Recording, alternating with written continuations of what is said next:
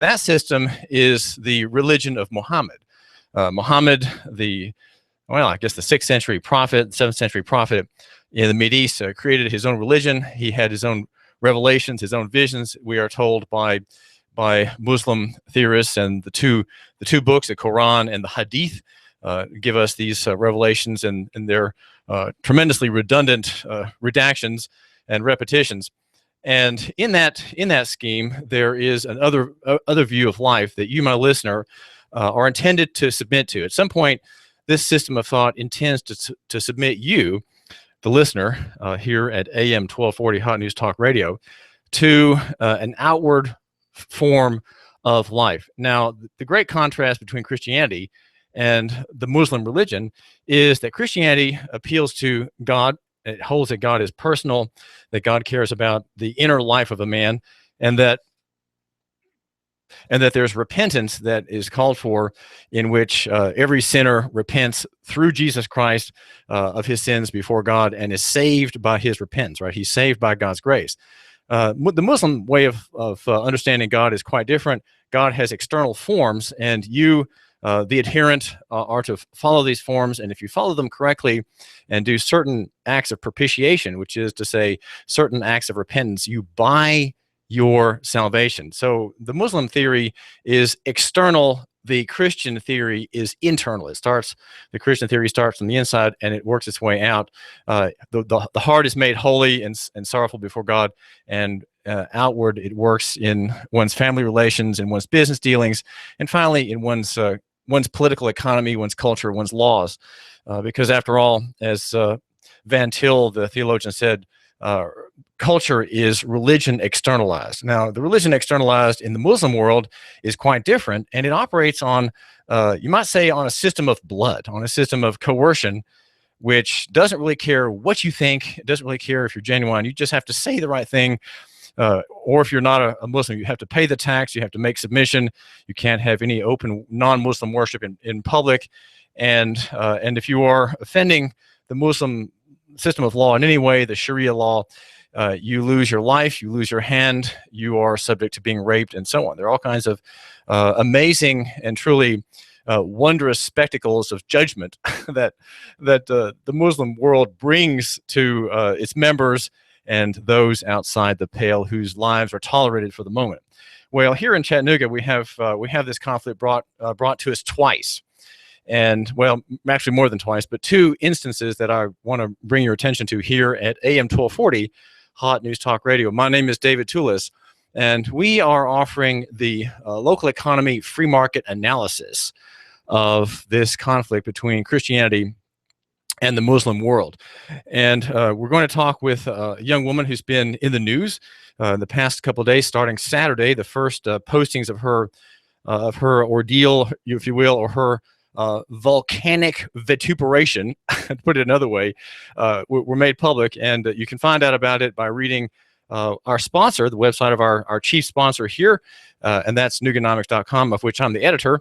And I've had 2 pieces that delve into Heidi Grubb's ordeal. Her ordeal came from her, well, you could say her flapping of her jaw, her flapping of her lips in the direction of making an abusive criticism of the Muslim theory, the Muslim way of life, the Muslim penchant for fully loaded banana clips, AK-47s, scimitars, and bombs. And of course, now here in Chattanooga, we have the first of the 2 instances of conflict that I mentioned, and that was the July 16 attack upon 2 military installations. And it's commonly called a terrorist attack, but I beg to differ.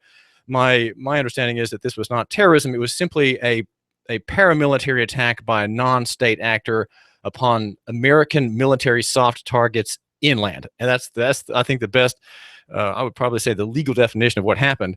Terrorism would have been had Mohammed Abdulaziz, a faithful Muslim, non-radicalized, if he had shot up Roger's shop at Desktop Solutions, or sprayed his little semi-automatic AK bullet muzzle into the restaurant, the Spanish restaurant right next to the recruiting center. He didn't do that. He fired at military targets. But still, his act inspired fear generally, and much consternation. And Heidi Grubbs is a young woman who worked at Belk and she's here from Memphis. We'll hear a little bit more about her, and we're going to hear how she was fired late last week for not repenting, not apologizing for comments she made in a personal conversation. The only news outlet other than ours and our station that has covered this story of this very lively and somewhat foul-mouthed young woman is TV12, and our affiliate, CBS affiliate, Eric Judd, a very fine journalist, has done a story about Heidi Grubbs, and that appeared on TV12's website. That is, again, the CBS affiliate, television affiliate. We here at AM 1240 Hot News Talk Radio are the radio affiliate of Fox and CBS News. So make sure that if you want to see more of what happened in summary form, that you go either to Nooganomics.com, that's the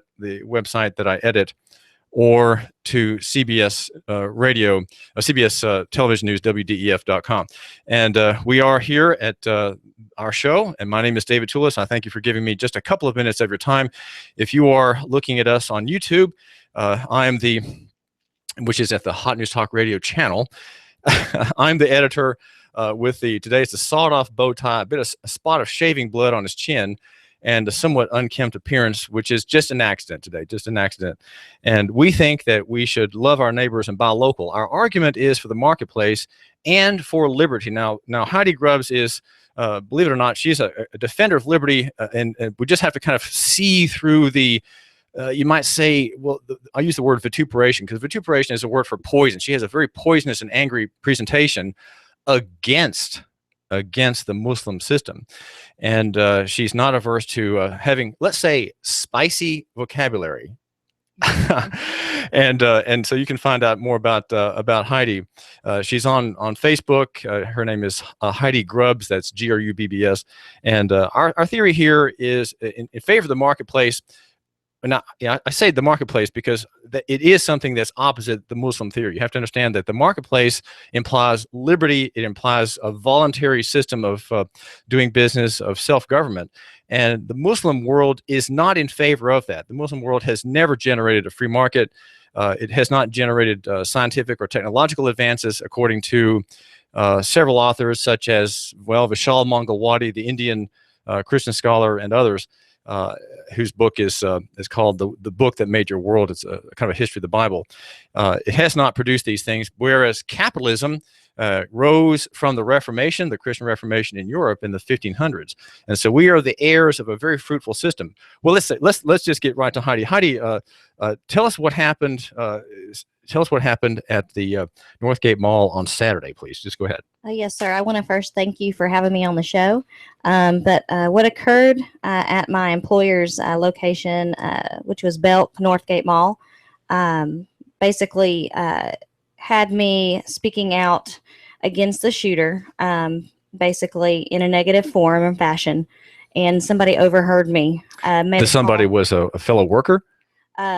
Well, no, somebody that actually overheard me speaking regarding negatively about the shooter overheard me. So I guess they were walking around in the mall, and so they reported me to my negative comments on the shooter and his family, and that's basically where it all started. Well, what happened then? Who told you that a report had been made against you? Martin Nobles, who is the store manager. We had a brief meeting together, and he informed me that somebody has been offended by the comments, negative comments that I've made. And what else? What happened? Was this a meeting in his office? Was it in the open sales floor of Belk, a department store? Yes, sir. This was an enclosed meeting in his office. And basically, he asked me to apologize for the comments that I had made. Apologize to whom?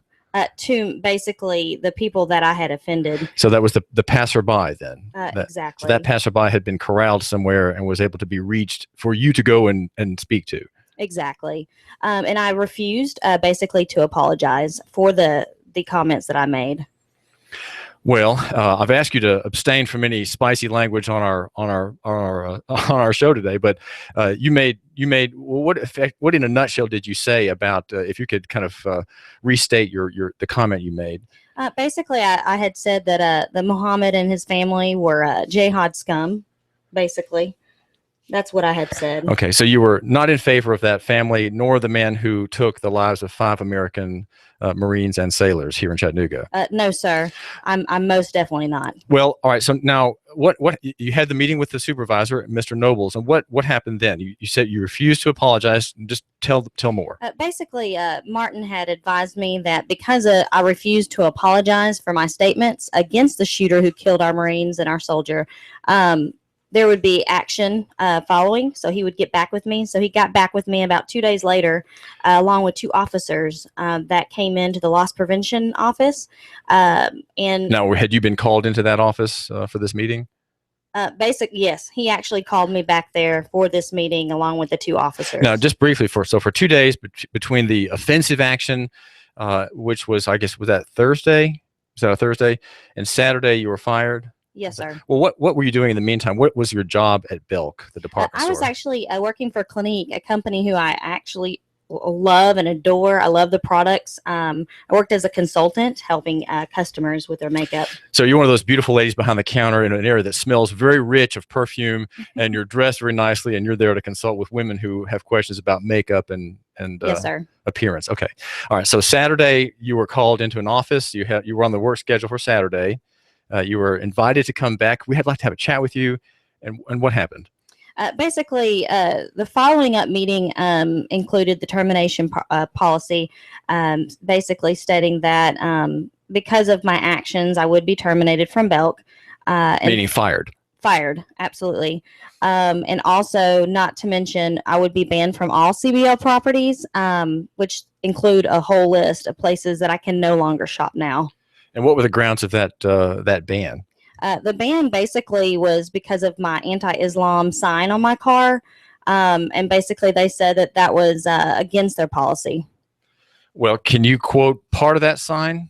Or the whole yes, sign? sir. The sign basically said that I would crap on your Muhammad, and I would spit in the face of your God Allah, and basically that I'm totally against your religion. So you are Heidi Grubbs. You were fired from Belk at Northgate Mall, and your expressions are, we can say they're charged. They're very you might say they're harsh. They're aggressive. And for these instances of free speech, you were fired. Well, let me ask you this: do you not think that the company had authority to fire you, or are you pursuing some kind of legal standing to make a claim? Do you think you have a legal standing to make a claim against being fired by Belk? Absolutely. I think that all major companies like Belk and them, they have their own policies, but I also have my rights as an American. So I do pursue legal action. Well, in that process, I know finding an attorney can be a long process. You have to probably talk with several of them. Have you? What is it you're looking for exactly? You want to make a civil claim? You want reinstatement? You want? Is there defamation involved? What has happened? I basically just want to make this to where it doesn't happen again. I want to make sure that people understand that when they want to voice an opinion about something so tragic as this, as far as losing our Marines, no matter where you are, on clock, off clock, you have the right to say what you feel. And I don't want this to happen to anybody else. And I want our freedom to be restored in America, basically. Well, Sheriff Jim Hammond, in 2 forums, including one of them, this studio, said that he's convinced that the Muslim religion, it's also called Islam, is the reason, the primary reason, you might say the context in which the shooter, Muhammad Abdulaziz, who was a Hickson resident, caused, that made him take up arms against these soldiers and gun them down. That was the primary reason, though he may have had personal problems as well. The context that this sheriff offered as the reason was the religion. And he said, well, I've lived in the Mideast for years as a consultant, a trainer of police departments in Mideast countries, and I know that this is how it works, and that the Muslim faith, the Muslim religion that you are condemning was the cause of the shooter, the main cause, the primary impetus of Muhammad Abdulaziz's assassinations. Yes, sir. I absolutely agree with that statement. I also want to just let you know that as an American woman here in America, I feel like that it is our right to speak up against this so-called, people want to call it a religion, which it's not. It's actually a cult who is actually teaching and breeding terrorism in America. That's exactly how I feel. Well, what is it you're trying to accomplish by having, let's say, posters on your car? Now, Muslims are a minority indeed in our area. They probably are, 2 or 3 or 4%, probably more populous than homosexuals, but they are a very small minority. But they do have a lot of children, and they're very optimistic about conquering the world through birth as well as by AK-47s. Are you not afraid of your property, your car, for example? Are you not afraid that one adherent of the Muslim theory would key your car or flatten your tires or put a bomb on your gas tank?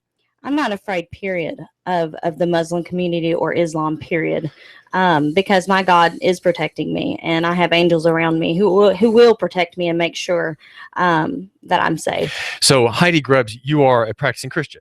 Say something about about your convictions about God. Yes, I'm actually a practicing Christian. I'm a non-denomination, so I basically believe that accepting Jesus into your heart and truly changing your life can be a total witness to the world. And you become a Christian basically by accepting Jesus into your heart and knowing that he died on the cross for your sins.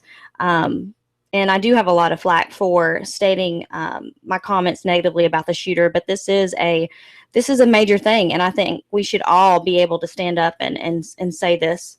So you're standing up, making vexatious comments, making comments that got you fired because you're two reasons. One, you believe you have the right to free speech, and in a private conversation you can say what you want. The person overhearing it should not have been offended. And number two, you're a Christian, and you believe that God, the God of the Scriptures, is the true God, and that any other deity or any other being that claims to be God is simply an idol and false, and not to be feared, and you will not be intimidated by its representatives or his representatives. Yes, and I'll say this again: I am not intimidated by Allah, Muhammad, or any of its followers. Well, my listener wants to know this, Heidi Grubbs. What are you trying to accomplish by having on Facebook, where you are found under Heidi E. Grubbs, that's Grubbs? What are you trying to accomplish by posting many memes and posters that are very, very indignant about the Muslim world and the Muslim claim on reality? What are you trying to accomplish? What's the goal? I'm trying to raise awareness, basically. Raise awareness that Islam is not what it's claiming to be. It's not a religion, or it's not even about peace. And us as a nation and as USA, we need to stop it. We need to stop it now.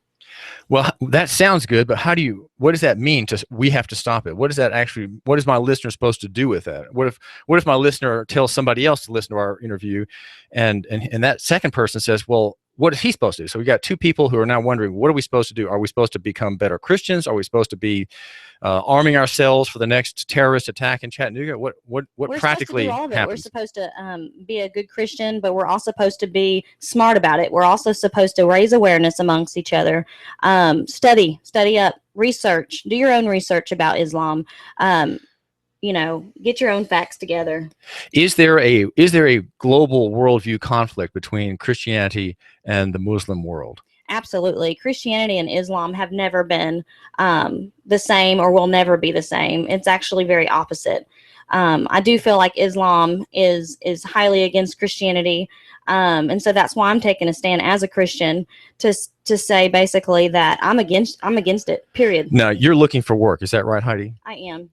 Well, okay. So my listener, if you need someone to work for you, you can contact Heidi. So you're willing to be hired by maybe my listener or someone he knows to work in retail. And what other skills do you have that might be of interest? I'm very good in computers. I do insurance claims. I've done insurance payroll. Anything basically that you need. This is David Tulis. I do thank you for giving me a couple of minutes of your time here at AM 1240 Hot News Talk Radio. We're the station where you report and the world decides. We're live on YouTube. The channel on YouTube is Hot News Talk Radio.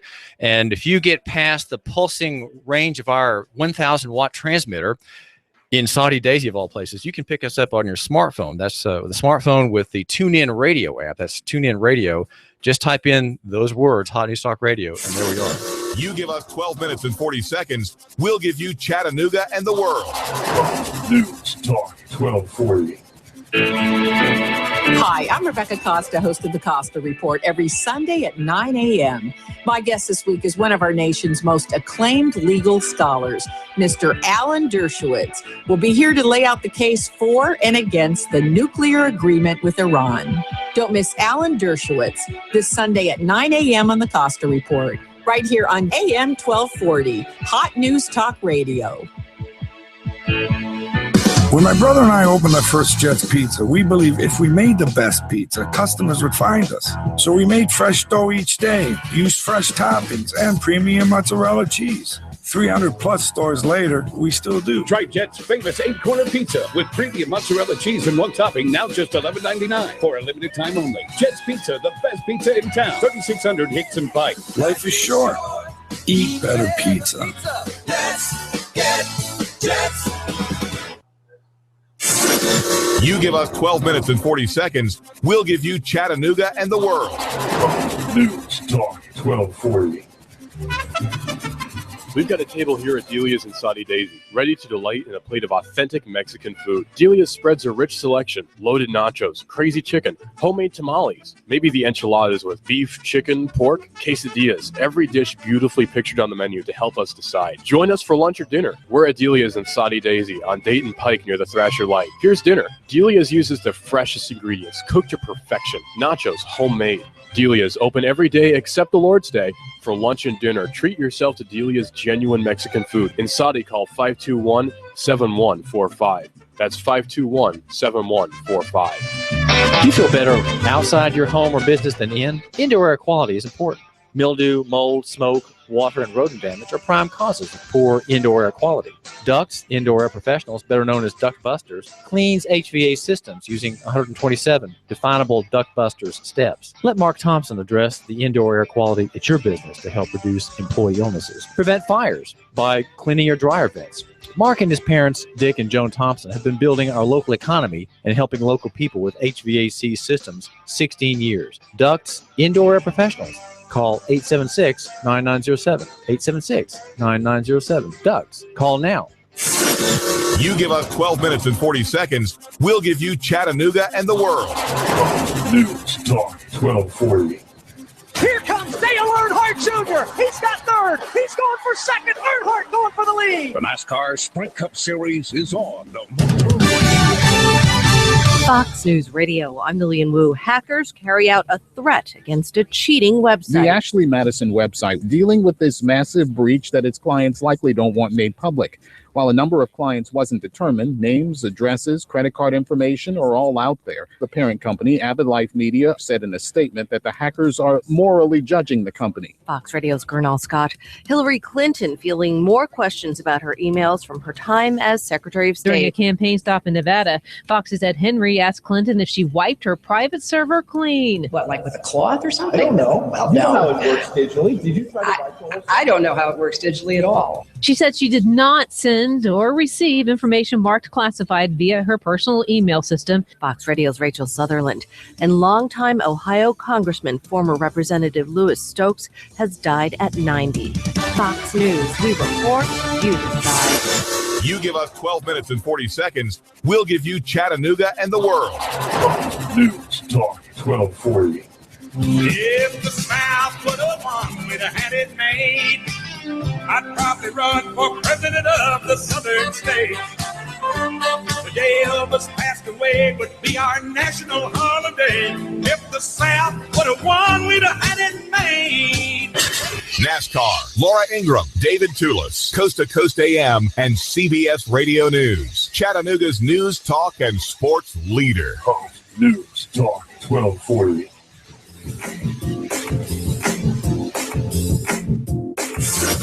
You give us 12 minutes and 40 seconds, we'll give you Chattanooga and the world. News Talk 1240. Live from Chattanooga, Tennessee, it's Nooganomics with David Tulis.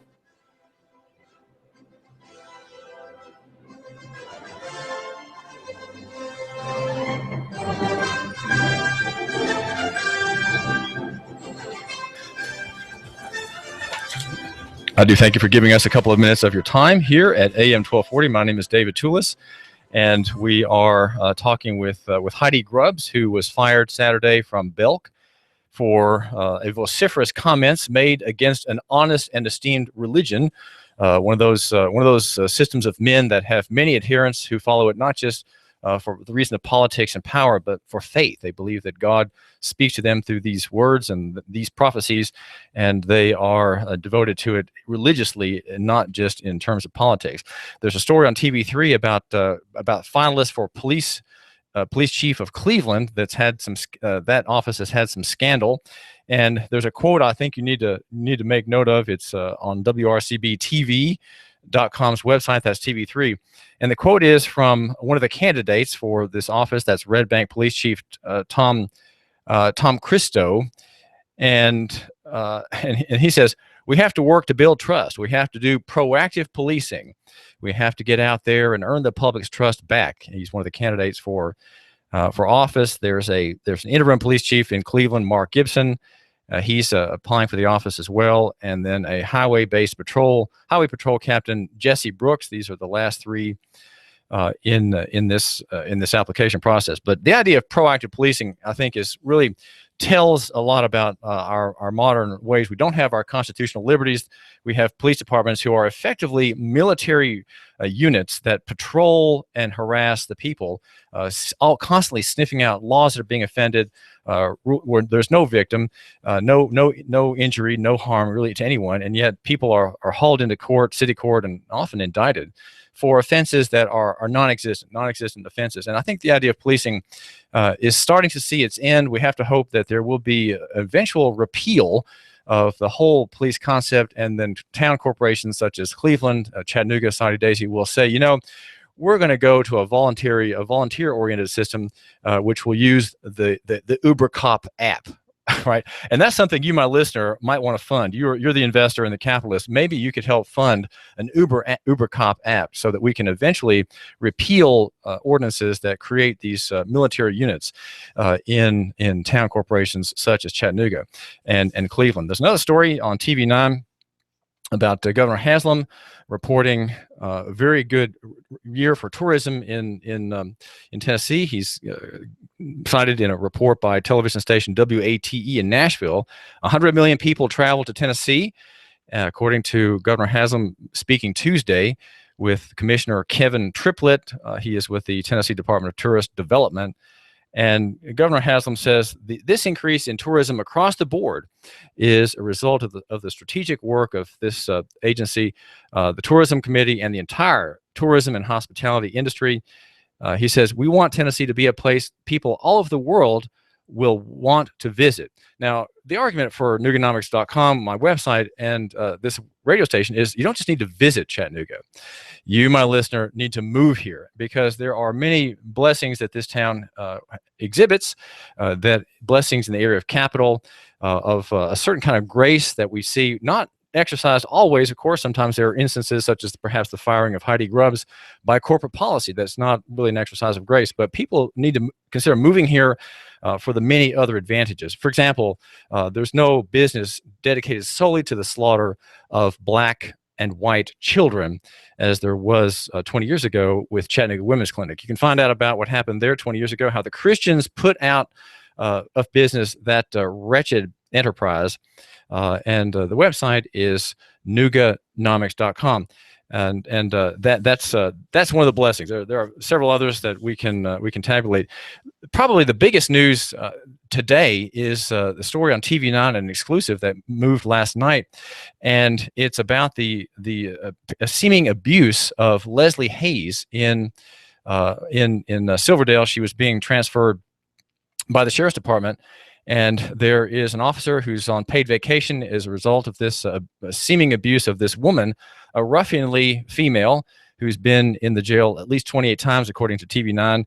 Look at the video, and you'll be shocked. It seems to me that no matter how loudmouth an inmate is or a prisoner is, no matter how abusive her words might be or his words, that there can't be just desserts in the video that you can see on TV9. That's TV9, and the headline is "Deputy Suspended After Incident with female inmate at the workhouse. And Daniel Hendricks is the deputy, and Leslie M. Hayes is unbelievably treated, thrown to the ground in a body blow, and then the deputy pressing her legs into her middle parts and then punching her repeatedly in the face.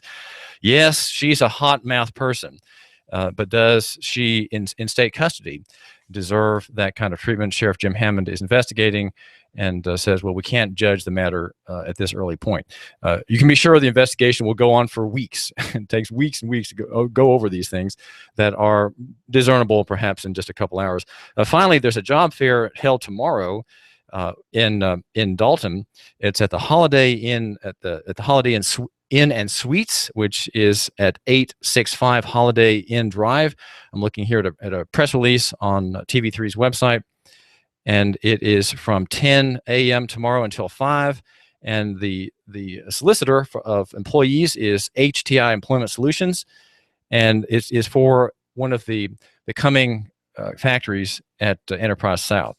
This is David Tulis, and we are sponsored by Superior Air in the orange vans, and also by E.J. Pelton Company. E.J. Pelton is the man who handles your numbers, and he is an accountant and provides tax services and cash flow analysis. If you're a small businessman with a cash flow problem, a grave woe among us young entrepreneurial types, I know, contact Eric. EJPelton.com is the website. Call him today and help get things straightened out. The number is 622-3156. That's 622-3156. And also, if you're hungry, go to Jets Pizza, and Paul Niemeyer's staff would love to make a great pizza for you. Now, Heidi Grubbs is a young woman we have here in the studio, and I'm wearing a sawed-off bow tie and have a little bit of blood stain from a misshaving this morning. And she is wearing a ball cap with a kind of a frayed bill, and the federal flag, or it's commonly called the American flag, on the front. She's a very patriotic American woman who was fired Saturday by her supervisor at Belk because she refused to repent. She refused to back down from a little bit of free speech, a little bit of volcanic discussion she had in normal tones, of course, with someone that was overheard, she says, by a passerby, and a complaint was filed. Well, Heidi, what happened? Thanks for having me on the show. I wanted to express to you what happened in my situation. I was currently employed by Belk at Northgate Mall, and I had a conversation between me and somebody else in a private manner, which I spoke very negatively about the shooter and his family. The Muslim shooter, July 16th, who killed 5. Absolutely. The one who actually killed our Marines and soldier. Absolutely.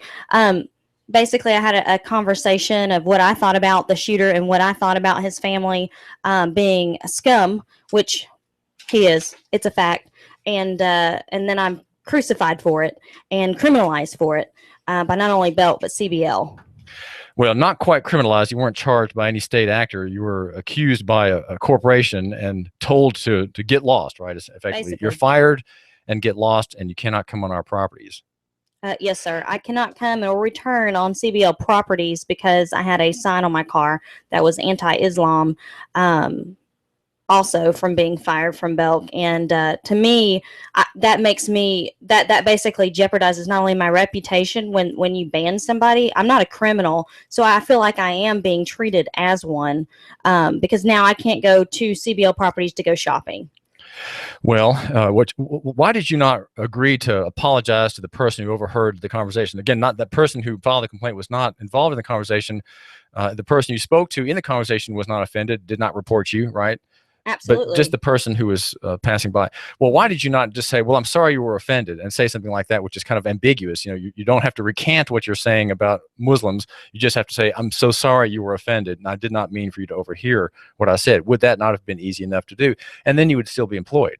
Well, correct. I probably would still be employed, but the fact of the matter is that I stick behind what I said about the shooter and his family, and I believe strongly in what I said, and I'm not going to take back or rebuke anything that I have said. I mean every word of it. And you're not worried about offending people, is that right? I'm not worried about offending. I'm basically out there to get the the right information about Islam and this cult. All right. So what, Heidi Grubbs, what is it that the listener needs to know about Islam? What have you read? What is the argument you need to make to him for him to understand why you are so concerned about this rising global phenomenon? Well, basically, Islam, the Muslims, do not want equal rights. The Muslims community and the Islam culture, they want to dominate, and that's the fact. And that's why I'm trying to raise awareness now before it's too late. I'm trying to get the word out there that basically the truth about Islam, which is not a religion, it is a cult. So you're not a sexist, Heidi Grubbs, concerned just about abuse of women by Islam. Are women abused in the Islamic world? Absolutely. Women are abused every day, basically by being beaten, raped, and basically thrown to the ground for doing absolutely nothing. Well, when I first posted my initial story about this based on an essay report about you in examiner.com, I made a kind of a conclusion which was very provisional, and maybe I should update it. And that was that you had posted a Washington Post story about the killing of an American social worker by the founder of ISIS. Can you say something about that fact, that story, which broke, I think, Friday? You made a post of it on Saturday, the day you were fired. Can you talk about what happened there, and does that somehow typify the Muslim ideals and hopes for women? Well, but I mean, Islam is pure evil. I mean, you can see it. Just read the stories out there. Just read. It's not just radical Muslims. Well, the woman in question had been held prisoner by Mr. al-Baghdadi, I think is his last name, and he raped her repeatedly. She was tortured, her family was told, according to the Washington Post, and then for reasons not made public, she was killed. She was killed by this ISIS under this ISIS commander's charge. So you had read that story, and I wonder, did that report affect what you said in your conversation at Belk that day? It didn't. That came after, actually. Yeah, that didn't actually affect my conversation. The conversation that I had at Belk was from my heart, and my heart goes out to the fallen and their families.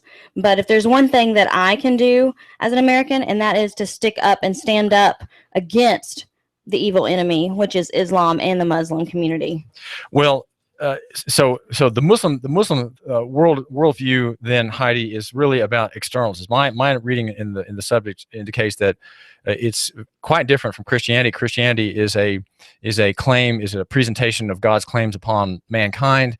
It emphasizes the Lord Jesus Christ's propitiation for sins. He came to earth. God, a member of the Godhead, came to earth as a man and died for the sins of his people.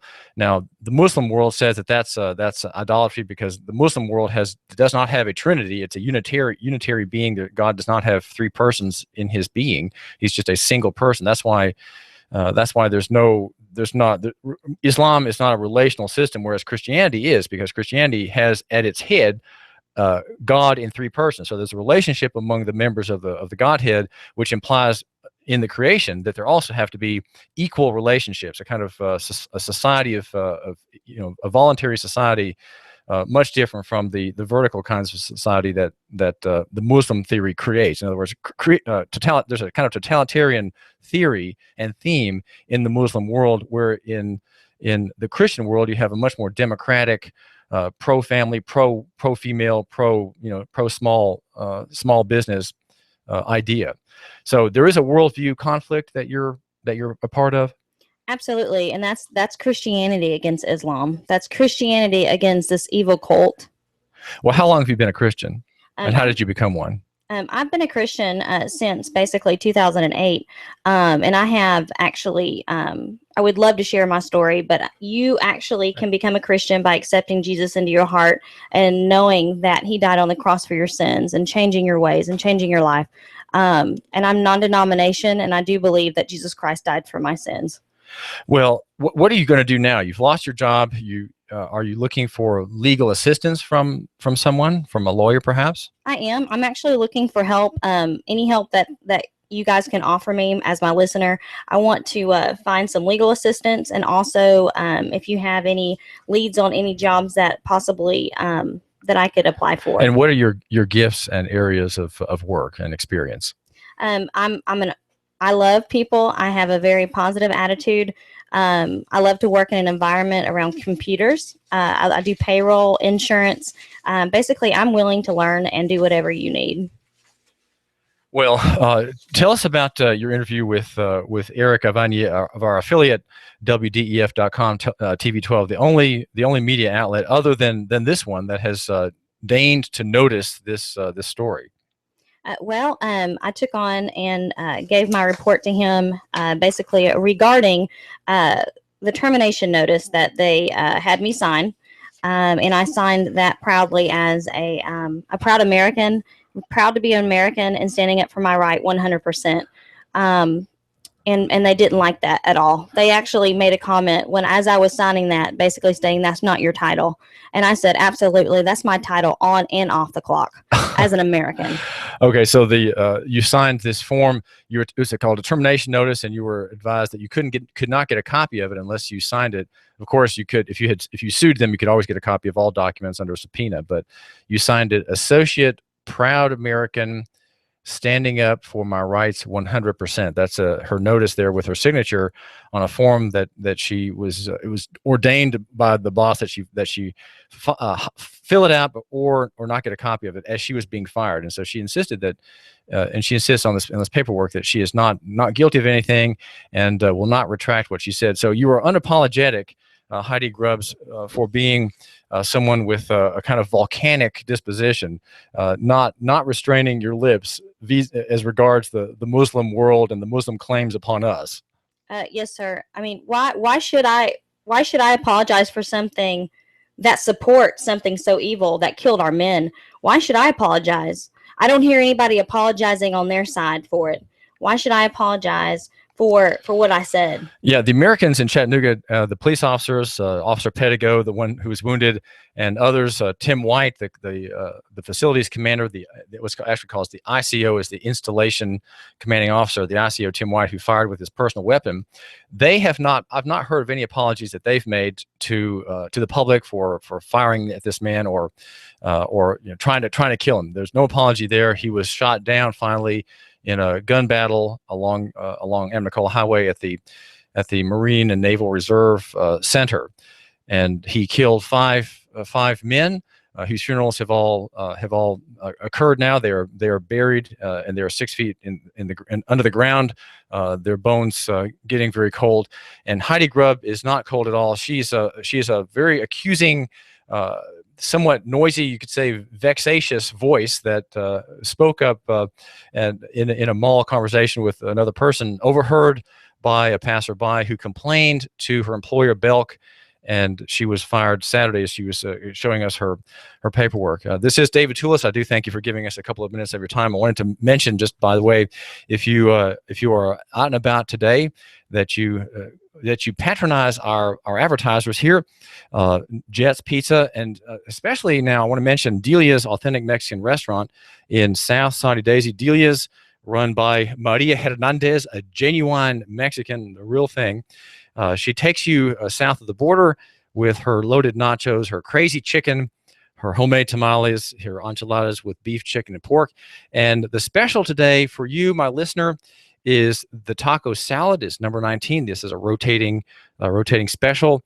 And mention our radio station, or if you can remember my name, David Tulis, just say you heard about Delia's from David Tulis, and you should be rewarded with a free iced tea, and you can have the waiter hold the sugar on that. And we do thank you for giving us a couple of minutes of your time.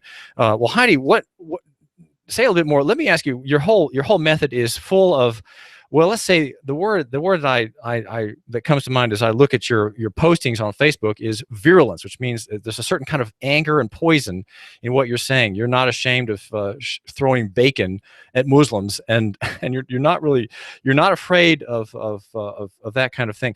Why is that going to work? Why do you think that's a better way of dealing with the Muslim threat the Muslim existential threat, if you will, than other ways? I mean, why not talk about God's grace instead of how evil and wicked and bloody Muslims are? Well, we are not we're not working with civilized people. We're not working with rational people. And so that is why I'm handling myself the way I'm handling myself. In one of your posters, you say that you can never trust a Muslim. Why do you say that? What's the basis of that argument? Well, I strongly believe that their religion, their God, Allah, the people who pray to Allah and kill in the name of Allah, it's evil. And it's going to stop. So they say, well, for example, the so-called Muslim community in Chattanooga has granted very generously money for the victims' families, surpassing in one pot of cash giving by Christian churches. So should that not suggest to you that the Muslim way, the Muslim life view and worldview is not pacific? It's not peaceful. Why do you say that it's not peaceful in light of news accounts such as that one? Well, I mean, just look around you. I mean, look at the news. Look at the stories. Look at the research. Look at the background of the religion. There is no peace in Allah. Well, my own reading in this topic, Heidi, suggests that the Muslim is very pragmatic, and that he's pragmatic because he doesn't really have an external source of law. I think as Christians do. Christians have the Ten Commandments. And the Muslim law is much. It's not quite as comprehensive in a way. It's not quite as gracious, and it doesn't really favor equity. So equity, of course, is justice and fairness. And Muslims they're very pragmatic, and so they won't go into jihad. They won't go into jihad until they can suddenly see, well, now is jihad, and we can kill our neighbors. We can slaughter the people down the street who are Christians or whom have refused to convert. And it's happened time and again in the Middle East. We've read stories in the press accounts about Christians who are destroyed by their neighbors. They're people who have lived across the way from them for a decade. And yet when jihad comes, when ISIS comes, when Al Qaeda comes, these Christians, these others are turned over, and that's because the Muslim theory is pragmatic. It's in other words, what works for now we'll do, and we'll follow it until things change, and then suddenly we have a different face. Absolutely. I mean, you pretty much hit it right on. I just want to thank you for having me on the show. How can my listener get a hold of you if he has maybe a job for you or some assistance for you? Yes, sir. You can find me on Facebook under Heidi Grubbs. That's HeidiGrubbs. And Heidi was fired Saturday by Belk for volcanic comments made in private, overheard by a passerby, and reported, as all good Americans are necessarily doing now, reporting to higher authorities things that are out of line. And we know that the federal government is very, very concerned about negative comments about Islam. We have Bill Killian, the federal prosecutor in Chattanooga, 2 years ago, warning people not to say negative things about the Muslim world and the Muslim ideals for peace, tranquility, justice, virtue, grace, and love. These are things that are to be understood to be true, and that Muslims are, all of them, 99.8% of them, peaceful, who would never do a harmful thing or wicked thing at all. It's just the extremists we have to worry about. And we understand also that Muhammad Abdulaziz, the shooter in Chattanooga, was not an extremist. He was not an extremist. The analysis of his doings has not reached that conclusion. He was just an ordinary Muslim guy, an ordinary Muslim, a moderate, you could say. He was a moderate man who found favor with God in his little jihad along the river in Chattanooga. You give us 12 minutes and 40 seconds, we'll give you Chattanooga and the world. News Talk 1240. This is America Now with Meghan McCain. Al Gore running is crazy. You're flying around in your private jet all over the world, and you want average Americans to care about the environment. Don't you think you should be doing your part as well? Meghan McCain, weekdays at 7 p.m. You give us 12 minutes and 40 seconds, we'll give you Chattanooga and the world. News Talk 1240. Sky Aerial Services uses advanced drone technology to give you a better perspective and depth of your property and project. We offer aerial photography and video for your business, farm, home, or advertising campaigns, as well as editing services to complete the experience. Call us at 521-0284 and see how we can help you tell your story about your business, property, or project. We work with real estate professionals, both commercial and residential, developers, engineer inspectors, surveyors, ad agencies, auto and boat dealers, mapping services, insurance inspectors, corporate marketing, charity events, weddings, and photographers. Our consultation is free. Call 423-521-0284. That's 423-521-0284, or visit our website, skyaerialservices.com. Sky Aerial Services. Here you The are, sky working is to our keep limit. your customers happy and to manage your cash flow. IRS problems are the last thing you need, but here they are, flapping about you like vultures. Get help from Eric Pelton and his team of accountants at E.J. Pelton Company. Audits, letters, proposed return changes, 1099s, penalty threats. Pelton Tax Resolution Services brings peace of mind and helps you keep more of what you've earned. EJPelton.com. Offices on Brainerd Road and in Soddy Daisy, just north of the Bilo. That's E.J. Pelton. Call 622-3156. Think ahead, 622-3156. You give us 12 minutes and 40 seconds, we'll give you Chattanooga and the world. News Talk 1240. Are you tired of working in corporate America, or have you recently lost your job and would like to consider owning your own business? If you are, please call me, as I can help you look at franchises or business opportunities that fit you, the economy that we're in, and the type of businesses that are right in the greater Chattanooga area. After I help my clients find the right opportunity, I also help them find the best way to finance the business, including paying yourself through the startup phase. If you would like to learn more about opportunities that may be right for you, please call me for a free assessment. My name is Bruce Krebs at the Entrepreneur Source. Phone number is 423-875-5621. If you have the DTs, the shakes, because your phone is on the fritz, you have nomophobia. You need help. Your telecom doctor is in. Cell Surgeon at Northgate Mall. Cell Surgeon yanks open the ribcage of your phone, pries out the dead heart, and puts in the beating life that you lead on your cell phone. Broken screen, phone not charging, water damage, battery given out? Cell Surgeon at Northgate Mall next Old Chicago Pizza. Check us out on Facebook. Open Sunday. Cell Surgeon. We bring your phone back to life. Mention Hot News Talk Radio and get 10% off. It's time to show Iran that the American people stand united for Israel and against this nuclear deal. An urgent message from the International Fellowship of Christians and Jews in Jerusalem. A dangerous nuclear agreement reached with Iran threatens the U.S., Israel, and the free world. Here's Rabbi Yechiel Eckstein on the danger. Iran continues to wage war throughout the Middle East and terrorism. It supports terrorist groups like Hamas and Hezbollah, who continually threaten Israel with war. Your voice is powerful and needed in the fight to protect the Judeo-Christian world from the terrorists who seek to destroy it. The Fellowship urges you to contact Congress today and ask them to say no to Iran. You give us 12 minutes and 40 seconds, we'll give you Chattanooga and the world. WSDT Soddy Daisy, Chattanooga. CBS News, I'm Heather Bosch. Jared here, and a delicious foot-long Subway club, less than half the fat of a McDonald's Big Mac. Former sandwich pitchman Jared Fogle has agreed to plead guilty to sex with minors and child pornography charges. CBS's Adrienne Diaz reports. Hi, I'm Jared, the Subway guy. 37-year-old Fogle became a household name as the spokesman for Subway. He appeared in hundreds of commercials for the chain. I spent the last 17 years talking about how Subway has changed my life and what it can do for others. The agreement filed by prosecutors says Fogle agrees to pay $1.4 million in restitution to 14 minor victims, register as a sex offender, and undergo treatment for sexual disorders. They're fighting western wildfires with helicopters in the air and boots on the ground. Basically, what we come out here to do is help with the locals, keep their buildings or houses catching on fire. National Guard member Danny Reddington is battling wildfires in central Washington. CBS's Danielle Nottingham reports. Hundreds evacuated in Chelan, Washington are facing new worries this morning.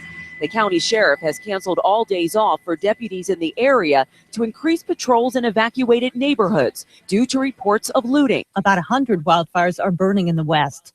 An explosion demolished part of a Motel 6 in Bremerton, Washington, moments after Tanya Hines evacuated the building because she smelled gas. The smell was so intense. I knew this was very big. I called 911 immediately.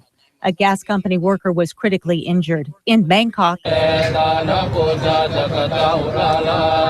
shrine has reopened 2 days after a bomb killed 20 people. Police now believe the bomber, spotted on surveillance video, did not work alone. Republican presidential candidate Mike Huckabee is speaking out against a nuclear deal with Iran while on visit to Israel.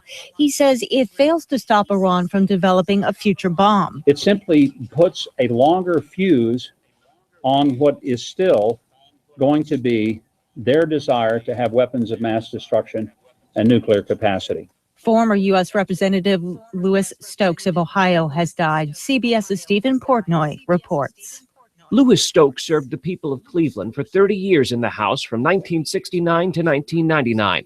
As a two-time chairman of the Ethics Committee, Stokes was known as a tough but fair investigator who worked to root out corruption in Congress. Stokes also led the Intelligence Committee, the Congressional Black Caucus, and the House Select Panel that investigated the deaths of John F. Kennedy and Martin Luther King. He helped produce iconic TV shows. Boy, the way Glenn Miller played. Director and producer Bud Yorkin has died at 89. Yorkin and partner Norman Lear produced shows like All in the Family and Sanford and Sons. The markets, Dow is down 146. This is CBS News. Do you want to learn how to earn commissions of up to 20% by laundering millions of foreign dollars? Well, we can't help you with that. But among the many IT problems we solve, Barracuda's email security solutions keep email phishing attacks like this from entering your business network and any valuable data from leaking out. Reclaim your network like 150,000 other businesses have. To learn more about stopping email-borne threats, visit barracuda.com/email. Are you drowning in IRS tax debt that you can't pay? At People's Tax Relief, we have programs available to help you, including our Emergency Mediation of Taxes, or EMT program. If you qualify, you'll get a reprieve against collections. Asset seizures will be suspended. Some accrued penalties will be waived, and collections will be suspended altogether. Call People's Tax Relief to find out if you qualify at 800-916-2100. That's 800-916-2100. 800-916-2100. Americans are using an increasing variety of online apps and services. At the Pew Research Center, Maeve Duggan's survey finds 36% of smartphone owners use messaging apps that don't count as a text in the monthly phone plan. And we also asked about mobile apps that automatically delete sent messages like Wicker or Snapchat, and 17% of smartphone owners are using those apps. It's not clear why some social networks are more popular than others, but the big daddy is Facebook, including on home computers. 70% of adults use Facebook at least once a day. Around 22% are daily users of Pinterest, LinkedIn, or Instagram. Dan Raviv, CBS News. 3 people are feared missing in a mudslide in southeast Alaska. There have been several landslides in the coastal town of Sitka, which was inundated with rain. Governor Bill Walker plans to tour the area today. I'm Heather Bosch, CBS News. This is an announcement. You give us 12 minutes and 40 seconds, we'll give you Chattanooga and the world. News Talk 1240. Live from Chattanooga, Tennessee, it's Nooganomics with David Tulis.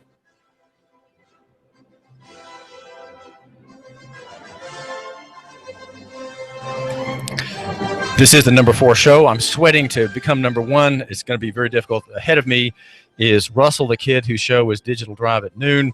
The young man at 20 who's never set foot in a schoolroom before. And here he is, our news director. So what is the world coming to, you wonder? Well, the world is changing. The world is decentralizing. The marketplace is asserting itself in many areas. The power of decentralization, of people doing their own thing, is spreading. And so Russell exemplifies this wonderful trend in the educational sector, the homeschool kid making good, helping run a radio station.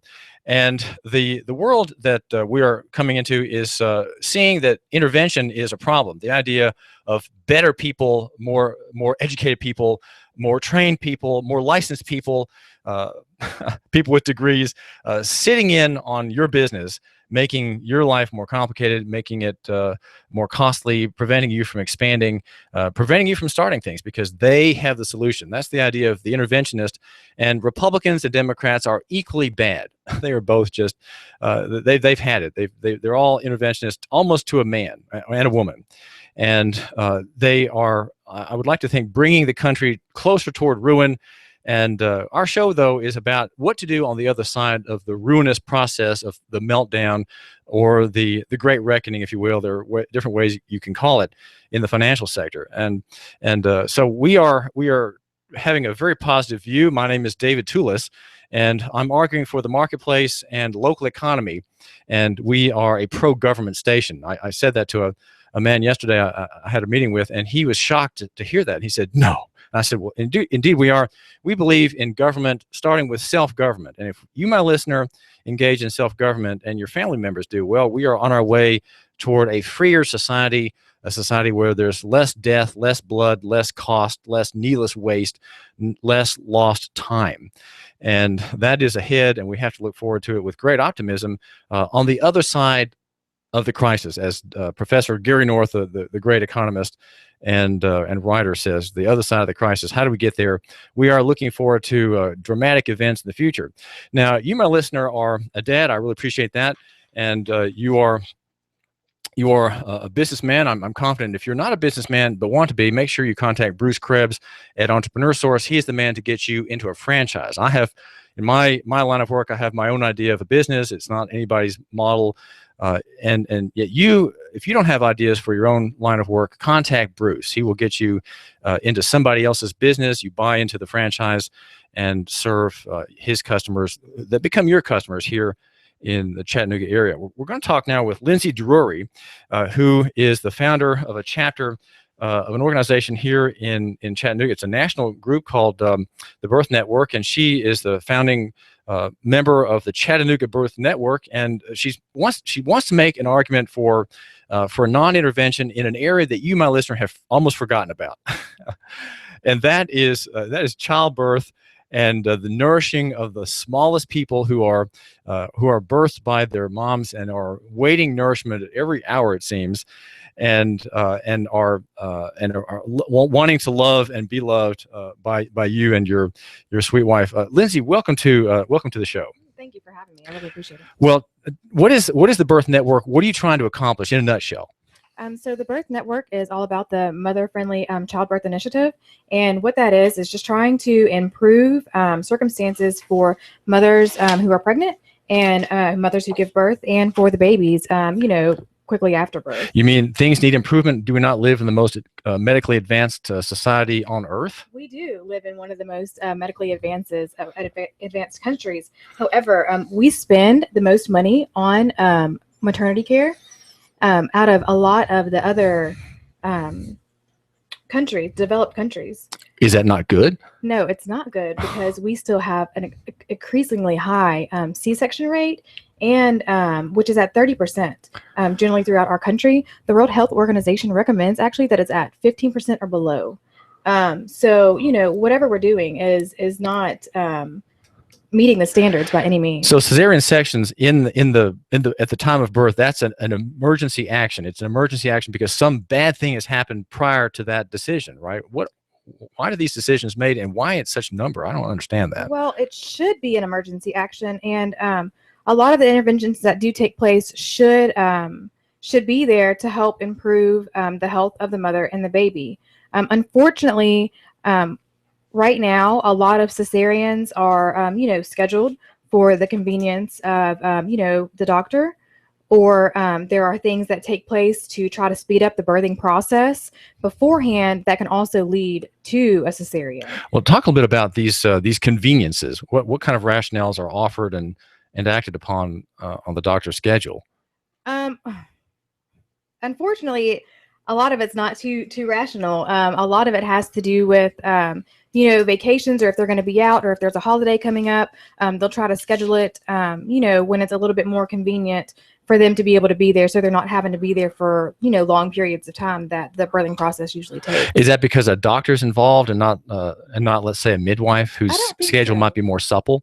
I don't think so necessarily. I've actually, I've attended a lot of births. I'm a birth photographer as well, and I've attended multiple births, and I have seen midwives perform interventions, just like I have seen OBs perform interventions.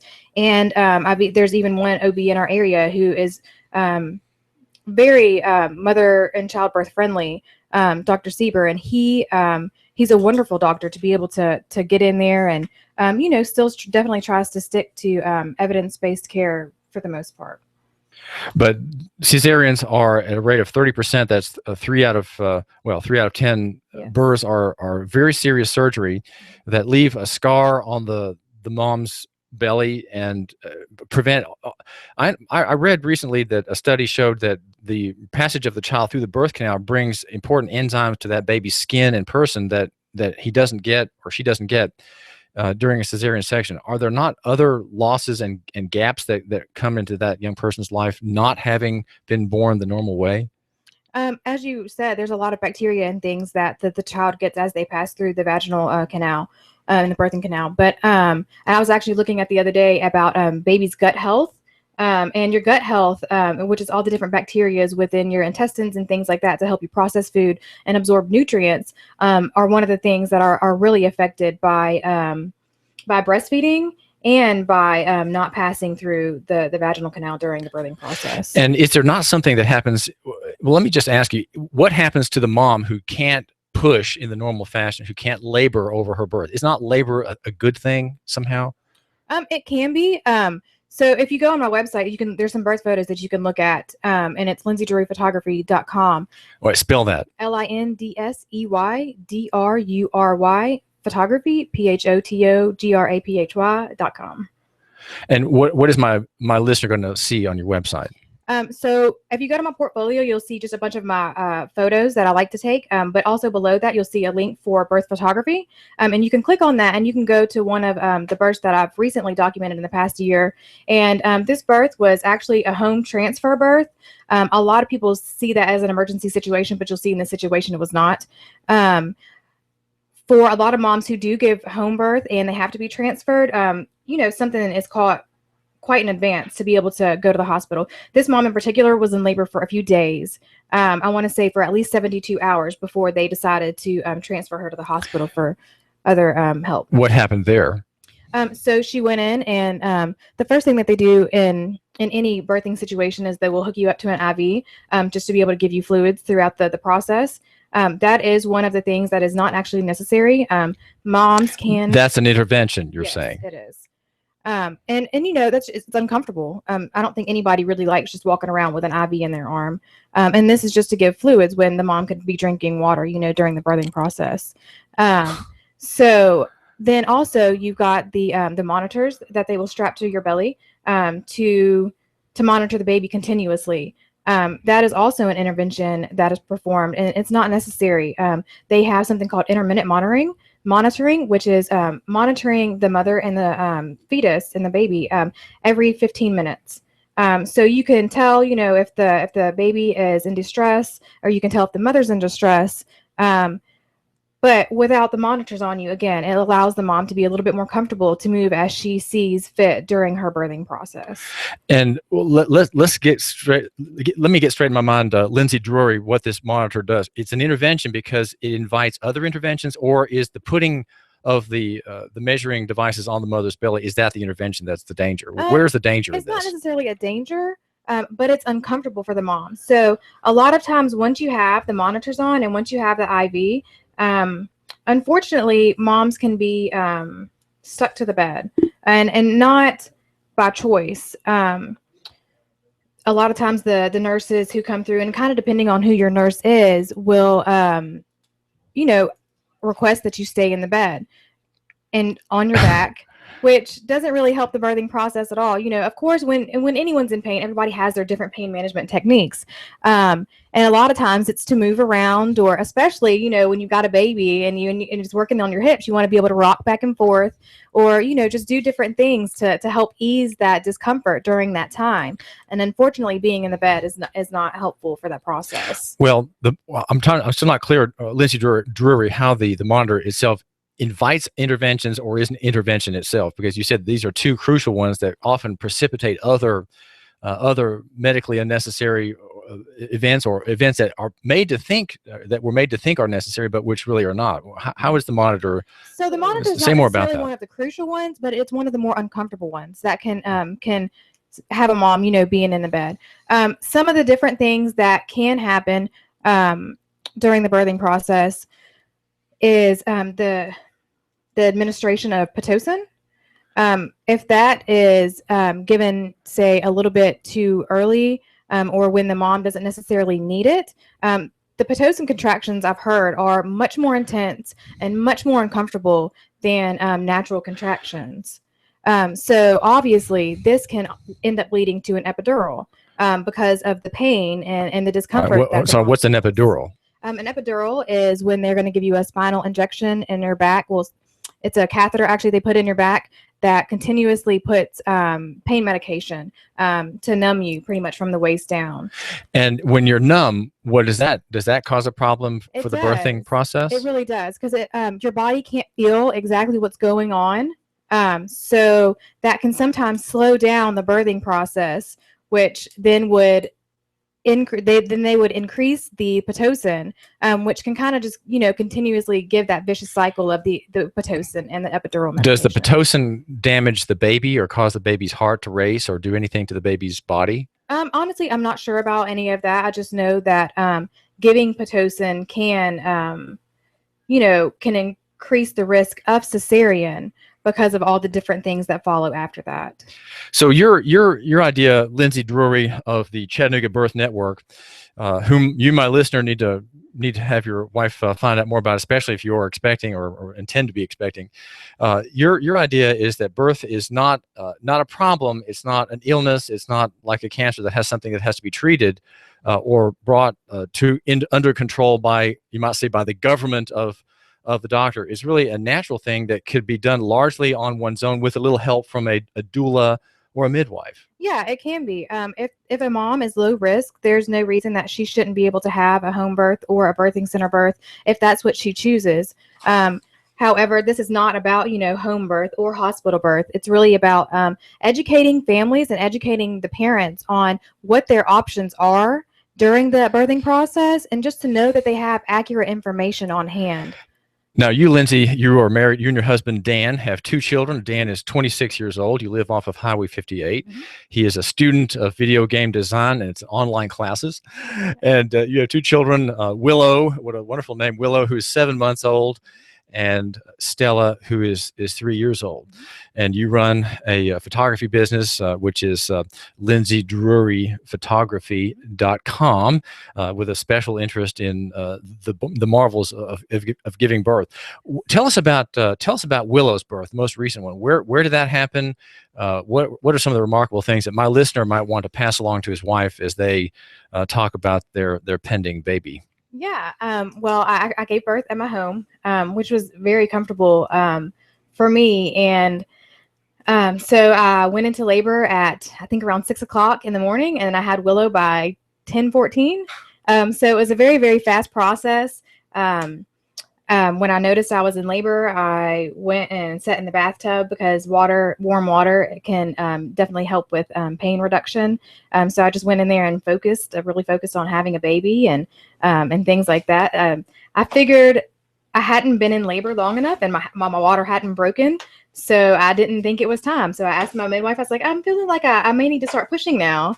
And she checked me and she said I was good to go. And then within 2 to 3 pushes, my husband was able to catch my daughter in his hands on our bed. Now, say something about midwifery. Who are midwives? Are they somehow regulated by the state? Are they free market agents? Who are they, and why might my listener want to consider having a midwife as opposed to a doctor? Well, it's not. You have to find the midwife that's correct for you. You have 2 types of midwives. You have a certified professional midwife, which can work outside of the hospital and can do home births and things like that. And then you also have the certified nurse midwife, who is the midwife who works from the hospital and is in local practices. And it really just depends on the person, on the different types of interventions they like to do. Typically, certified professional midwives are a little bit more natural minded. Obviously, if you're in a home birth environment or home birth setting, you're not going to have the pain management techniques like the epidural and different drugs like that to be able to, have pain management. So typically, midwives will do their best to delay any interventions that aren't needed, Well, the listener who has perhaps a more traditional view of birth as something that's done in a very high-tech sector in the hospital, surrounded by computer equipment on rollers, his view is that, well, it's dangerous, and you're low risk, but something could happen, and so we might need to get you to the hospital in a rush. How for the safety of the baby, right? Well, how often does that happen? And most likelihood is my listener in that category that he has to always be near the doctor and in a high-tech setting. Well, I mean, and that's up to the comfort of that person. There are mothers who are low risk and who would not feel comfortable birthing in their home for those reasons. So they do need to be in a hospital. If you have any stress, or if you can't relax during the birthing process, more than likely that will extend your birthing process. So if you're in a situation to where you can't relax, then you're probably going to have a longer labor. But being in the hospital, around all the different things, like I said, there's a lot more interventions that happen within the hospital and within the medical community. So you don't necessarily, get all of the information either from the doctors and your providers. When they should tell you the benefits, the risks, and what would happen if you don't do anything at all. And from there, the parents should be able to make those decisions for themselves. So doing nothing is not necessarily a non-decision. That is a decision. Correct. Right? It's something. It's a deliberate policy, sort of. Yeah, definitely. Well, when my wife and I, my wife Jeanette and I have 4 children, and we had all of them at a hospital with a midwife, and we had a birth plan. What is that about? A birth plan? Is that something that's just a passing phase, or is it a valuable tool possibly for my listener and his wife? It's definitely a valuable tool to be able to have a birth plan, so you know what to expect if you do go into a hospital environment. And generally, if you're a home environment, you and your midwife have talked over your birth plan. But if you're in a hospital environment, you have nurses and different care providers who come in who you may not know and you may not have met before.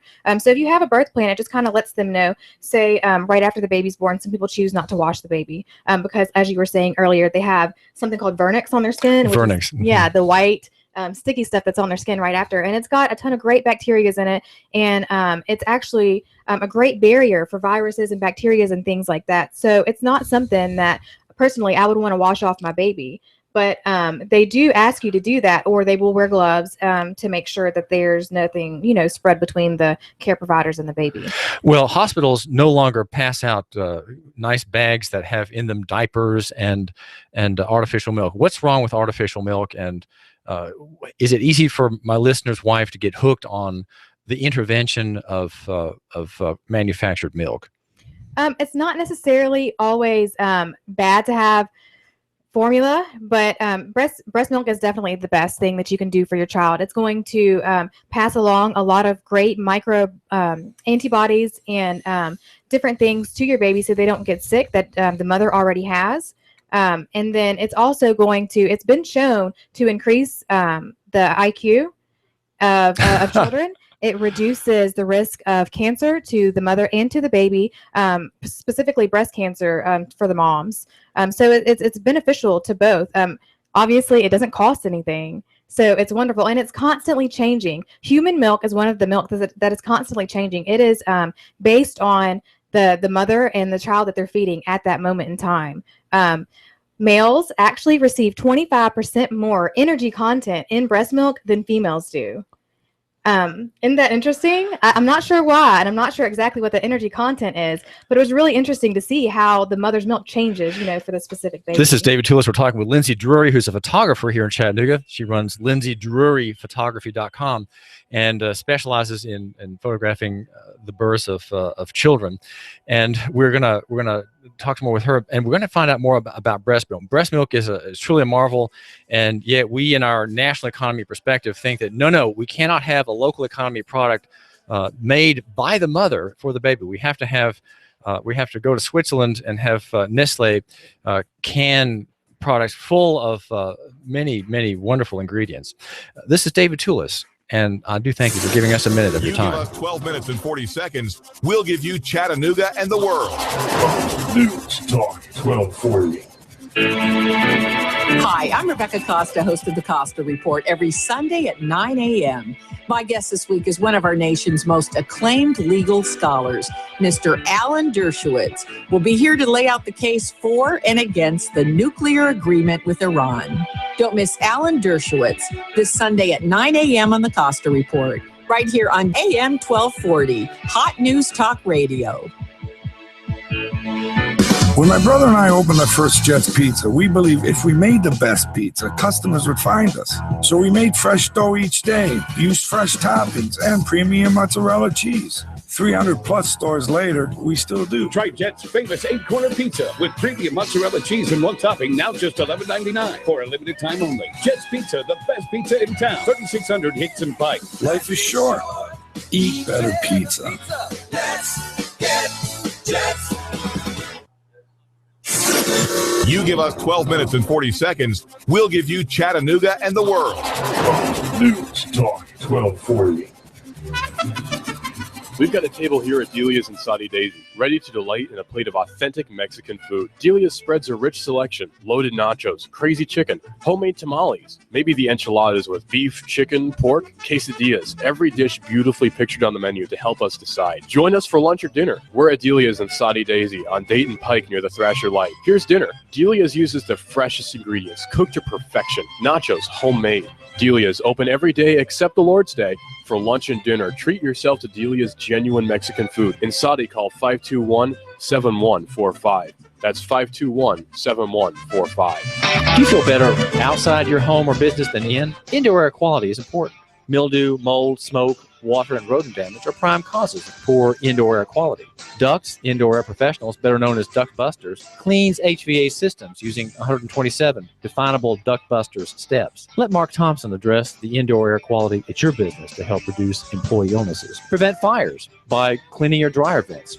Mark and his parents, Dick and Joan Thompson, have been building our local economy and helping local people with HVAC systems 16 years. Ducts, Indoor Air Professionals. Call 876-9907. 876-9907. Ducks. Call now.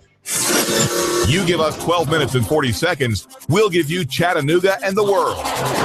News Talk 1240. Here comes Dale Earnhardt Jr. He's got third. He's going for second. Earnhardt going for the lead. The NASCAR Sprint Cup Series is on the Motor Racing Network. Coverage continues Sunday here at Live on the Motor Racing Network, the voice of NASCAR. Check it out live on Chattanooga's official NASCAR radio station. Host News Talk 1240. You give us 12 minutes and 40 seconds, we'll give you Chattanooga and the world. News Talk 1240. If the South would have won, we'd have had it made. I'd probably run for president of the Southern states. The day Elvis passed away would be our national holiday. If the South would have won, we'd have had it made. NASCAR, Laura Ingraham, David Tulis, Coast to Coast AM, and CBS Radio News. Chattanooga's news, talk, and sports leader. News Talk 1240. Fox News Radio. I'm Lillian Wu. Former Subway spokesman Jared Fogle in federal court in Indianapolis. AP reporting that documents show the Pitch Manfred sandwich chain paid for sex acts with minors and received child pornography. Former Secretary of State Hillary Clinton continues getting grilled about emails days after her personal server was turned over to the FBI. GOP presidential hopefuls like Rick Perry also turning up the pressure, saying the Secretary of State should have known the seriousness of which allowing this to be put on a server that wasn't secure. I mean, this is of national importance. Perry's campaign plagued by financial problems, but the former Texas governor telling Fox and Friends. Everybody in life's had some money problems from time to time. Even as the governor of Texas back in 2003, we had $10 billion shortfall. And consumer inflation slowing in July. Fox News, we report, you decide. You give us 12 minutes and 40 seconds, we'll give you Chattanooga and the world. News Talk 1240. Live from Chattanooga, Tennessee, it's Nooganomics with David Tulis.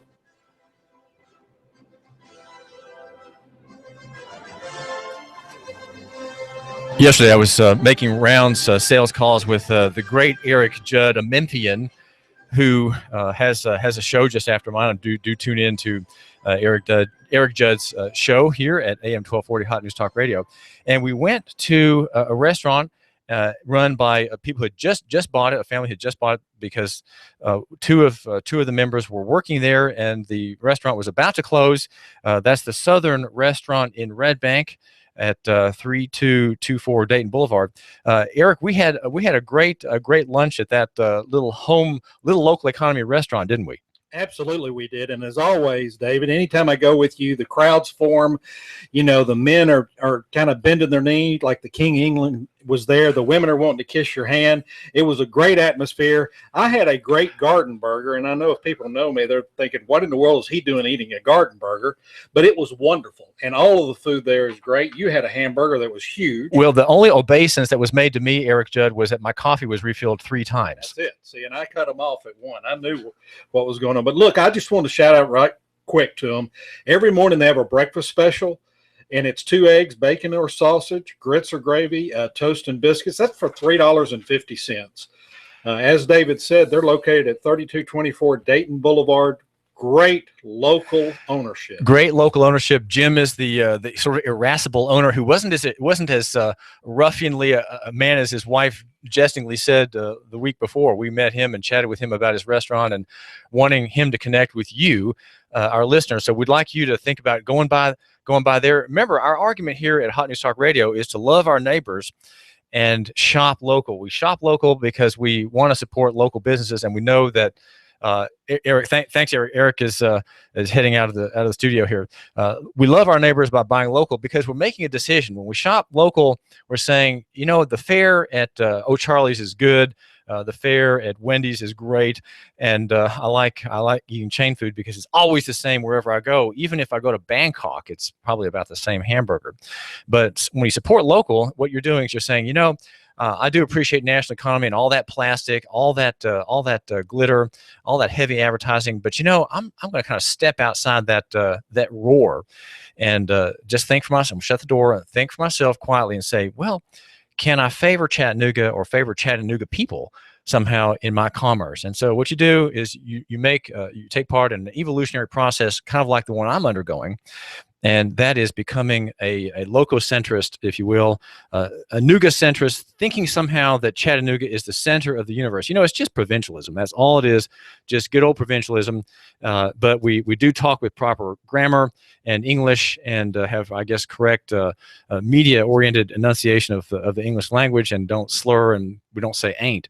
But we are provincialists, and we do think that somehow, in God's whimsy, Chattanooga, because we're here, right? Because we're here, is the center of the world, and we're going to make the best of it, and we're going to take on a way of thinking that rural people have, agrarian people have, and that's we trade, not shop. And so the idea of trading is that you envision the two parties of the transaction. It's not just about you, the transaction. It's not just about your pleasure, your gratification, your savings, and so on, your convenience. It's about the relationship that you have with the other side. The word trading envisions a two-party transaction. So you're supporting somebody when you buy from him.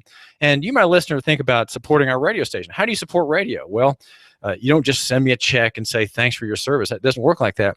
What you do is support our advertisers. And that would be, for example, Superior Air, Jets Pizza. You would join us at Trade Bank. You would have a great meal out at Delia's.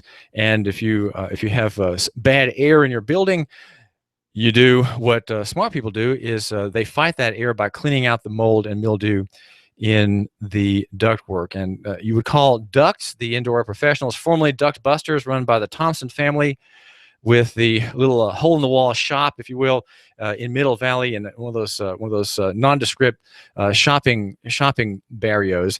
And you call 876-9907, 876-9907, and Ducts highly trained staff will come and take care of the indoor air pollution in your house. And the special that you, my listener, get is that if you have your house done, Mark will have, at no charge, the crew clean out the fire hazard gathering quietly with every operation of your dryer. The dryer collects lint, and sometimes that just builds up so greatly that you don't know that it's going to burst into flame, but it could happen, and that will be taken care of at no charge if you have your house done. So that's what local economy does for you, and I do thank you. My name is David Tulis, and I thank you for giving us a couple of minutes of your time. We're talking with Lindsey Drury, who is a photographer, and she's involving herself with a terrific chapter of an organization. Is a national organization, and the chapter that Lindsey has started here is the Chattanooga Birth Network. And you think, what does that have to do with me? This is the guy station. Come on, David, let's get to some masculine topics for once, okay? Well, you, my listener, need to think about having children. Need to think about being pro-natalist, and not being content with 2.5 children, but maybe having another one, right? If God blesses you, even though you may not believe in God, He does bless every man and his wife with children. It is a blessing, regardless of what you believe about God. It is a blessing, and I would put the best on that as it could be done. Now, Lindsey, tell us about this birth network and an event coming up October 17. Yeah, we've got the Birth and Wellness Expo coming up, and what we're trying to do is just spread evidence-based information about childbirth to help improve the childbirth process and experience for the mothers and the babies. On October 17th, we're going to be out at Camp Jordan from 10 a.m. to 4 p.m. with different guest speakers and a bunch of different local vendors. We're still looking for vendors and sponsors. If you're interested in doing something like that, we're going to have a special area just for dads to be able to hang out, to be able to get some wellness techniques and techniques on their workouts and things like that, and hopefully some other. Hopefully we're going to have a TV with some football on, so y'all don't get too... that you're just encouraging the old habits that we're trying to get our listener to break, Lindsey. Oh, no, I'm sorry. Okay. So maybe golf? Is that a good one? So we're going to have some different areas for dads, though, and then some different areas for moms to be able to get mommy and me portraits done, and some fun things for kids as well. Now, your whole idea of the birth network is you're encouraging birth. You're encouraging, of course, conception that precedes birth. And your whole idea is very positive. You have the idea that, well, birth is a natural thing. It's not a sickness. It's not something that's broken. It's not something that has to have intervention by medical experts necessarily. It's generally it's a very healthy and good thing. It's a wonderful thing, and it can even be done at home. Well, say something, Lindsey. You're very concerned about my listener's wife being seduced by the Simlac world, by the formula world, forgetting that she is an ample and wonderful supplier of milk herself. Yeah, unfortunately, a lot of formula companies choose to advertise a lot before a baby comes. So you're seeing the bottles in your mail, and you also get cans of formula. When you go to different doctor's offices and hospitals, you're seeing Similac and different Pfizer companies, who promote formula and who are really trying to get that out there. Unfortunately, not everything in formula is as healthy as it could be for babies, and formula is definitely great for moms and families who can't breastfeed or can't find any breast milk to be able to be used for their baby. And it is a great option for some, but breast milk is always best. There's a lot of great things in breast milk, like we were talking about earlier, like the antibodies that you're going to get from the mother that are passing down to the child. I was actually reading, I had, what is it? Chicken pox, but not chicken pox as an adult. What is that called?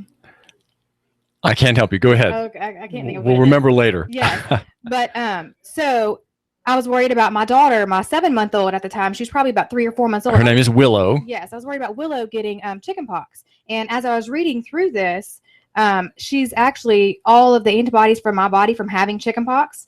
She's got those antibodies. So it's actually very uncommon for an infant to get chicken pox or, a lot of things like that the mother will already have antibodies for. And they're passed on by natural childbirth, that a passing on of antibodies that is omitted in the cesarean section, which happens, you say, among a third of births here in Chattanooga. Yeah, and I'm not sure. Unfortunately, I think our cesarean rate in Chattanooga may be a little bit higher than just the 30%. But as we were talking about earlier, the World Health Organization recommends only 15% or below. So there's still a lot of things that can be done to help reduce cesareans. That can reduce the interventions and obviously make the birthing process a wonderful and beautiful experience, an empowering experience for the mom and the dad as well. Does breast milk and breastfeeding make a child bolder, more willing to explore, more willing to meet new things, have new experiences, or do those benefits come by drinking artificial milk? Talk about the relationship between the mom and the nursing baby, please. Well, the relationship is amazing. That's really all there is to it. I've talked to moms who have done both formula and who have breastfed, and they say they have a lot closer of a bond to their breastfed baby. And it's not that you love them more, but you just feel that closeness of the constant being able to feed them and being able to nourish them. That knowing that you didn't only grow this life, but you are able to sustain it with just yourself is an amazing feeling. And I know it can be hard for dads because they feel like they can be left out sometimes of the breastfeeding process. But skin to skin is one thing that is a great way for dads to build a relationship with their young child. And that's pretty much just going shirtless and having the baby completely naked up. You can have a diaper on. I have a diaper on the baby, obviously, but just having that skin to skin time to where that baby can hear your heartbeat and they can smell you, to where you're really, you really have that bond.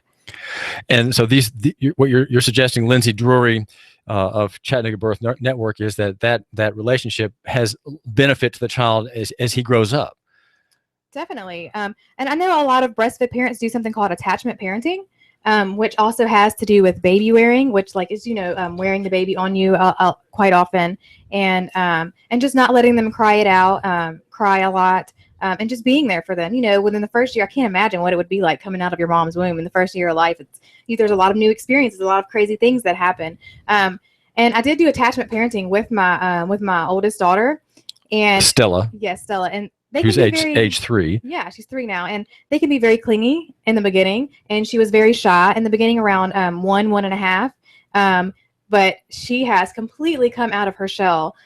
We actually did a pageant with her not too long ago, probably about 6 or 7 months ago, and she was the only one to get out there and step up in the middle of the stage, while all her peers, were standing next to their parents and still holding on to their parents. So I definitely feel like parenting and breastfeeding and that closeness can really help them to be independent later on in life, and to know that even just you being there, you're supporting them.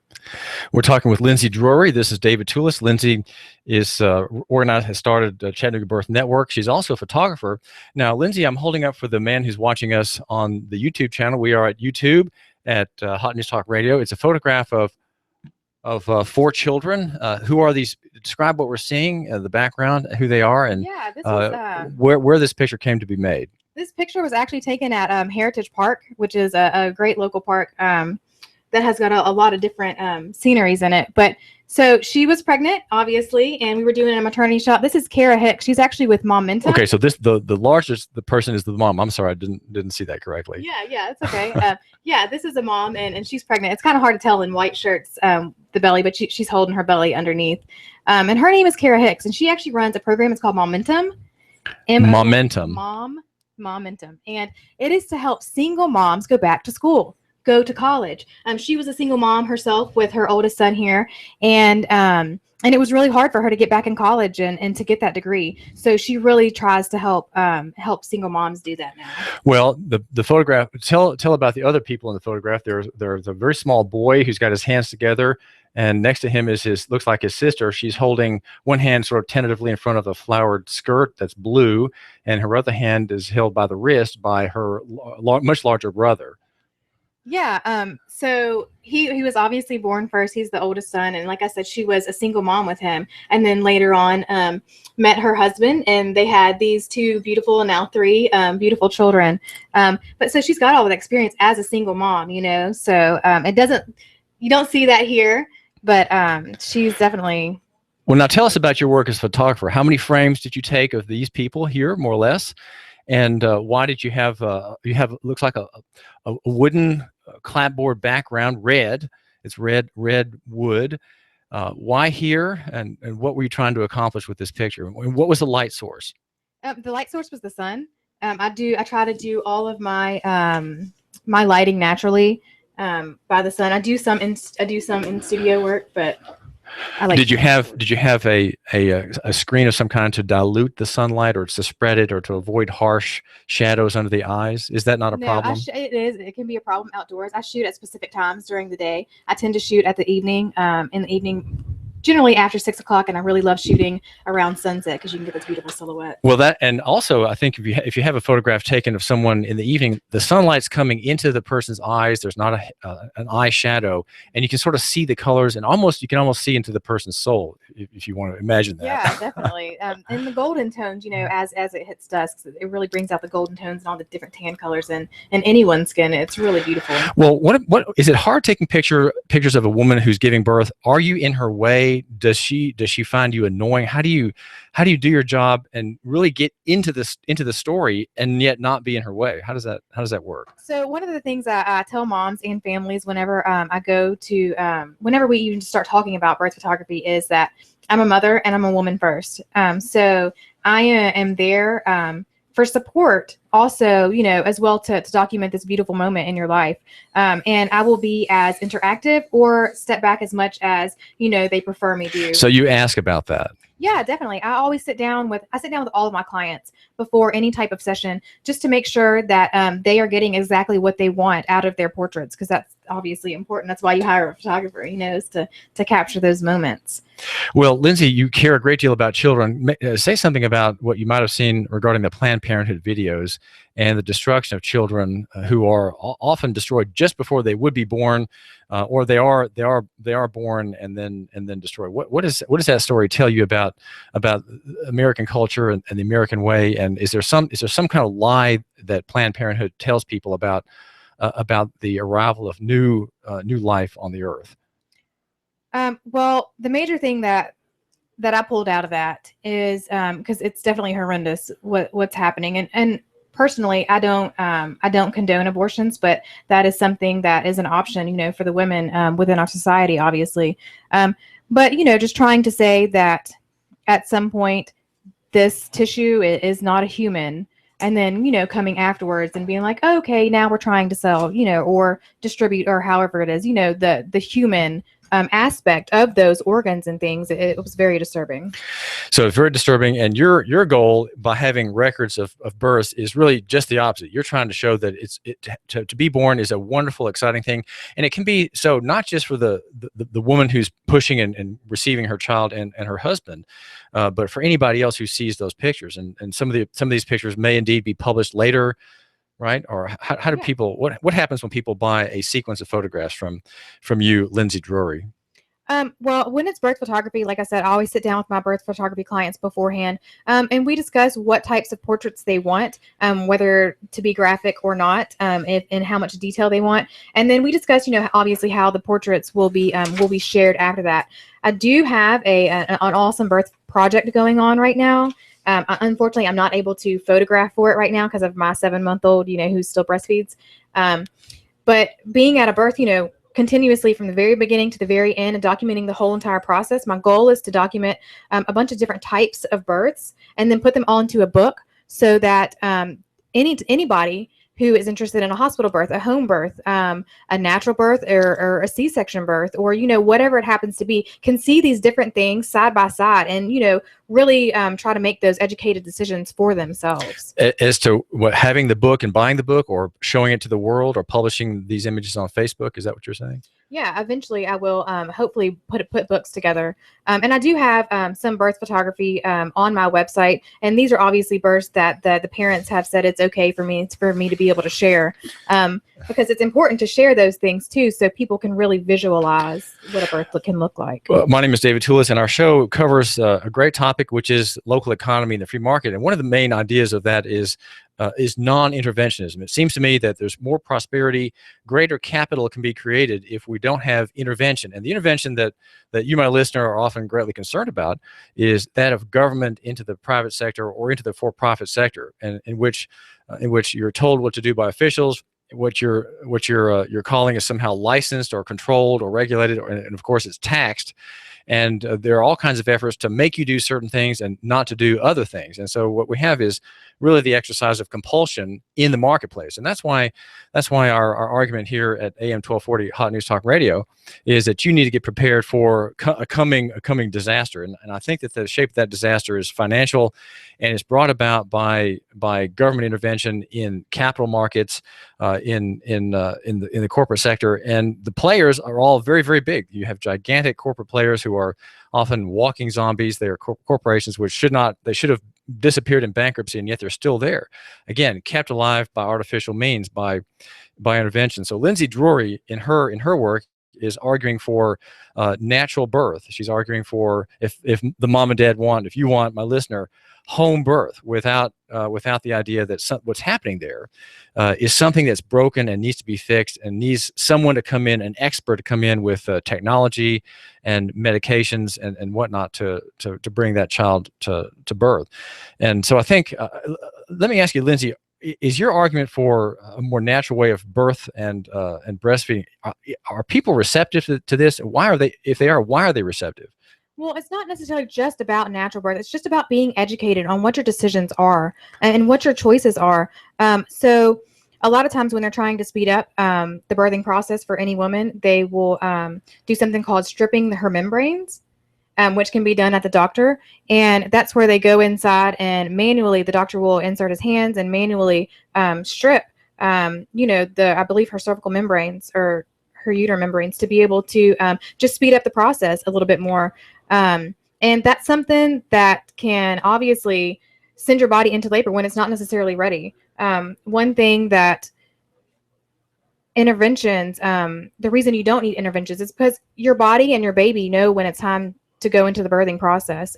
Your body's not going to set that process in motion until both your body and your baby are ready. So even if you were to say get an induction, some people choose to do that for a specific date or for other unnecessary reasons. There are necessary reasons, obviously, to be induced. But they're generally rare. They are rare, and it's the health of the baby and the mom is what you should always definitely look at whenever you seek to do any type of intervention with your care. But having an induction in the Pitocin and starting artificial contractions, just because the contractions start does not mean that your body and that your baby are ready for the birthing process. So regardless, the woman's body is still not going to progress how it's supposed to, which inevitably can lead to a C-section. A C-section, or the use of the epidural, which numbs the pain, which then that retards the birth process, which then creates stress for the infant often. Yeah, it can, and which can also lead to a C-section. Well, Lindsey Drury, how can my listener contact you, please? You can contact me at lindseyduryphotography.com. And that's Drury, D-R-U-R-Y, Lindsey Drury, Lindsey with an E. And chatbn.wordpress.org. Say that again. chatbn.wordpress.com. This is David Tulis, and Lindsey, thanks for joining us. Thank you. We are here at AM 1240 Hot News Talk Radio. We're exploring local economy in the free market, and we have the wonderfully weak idea, an idea that Donald Trump would scoff at, the weak idea of local economy in the free market. We believe that there should not be mighty ones, that there should not be great ones to run things, that the business should be run by you and your wife, you and your children. This is David Tulis. You give us 12 minutes and 40 seconds, we'll give you Chattanooga and the world. News Talk 1240. This is America Now with Meghan McCain. Al Gore running is crazy. You're flying around in your private jet all over.